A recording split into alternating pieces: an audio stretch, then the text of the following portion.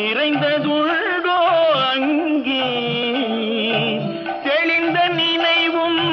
திறந்த நெஞ்சும் நிறைந்ததுண்டோ அங்கே தெய்வம் இருப்பது எங்கே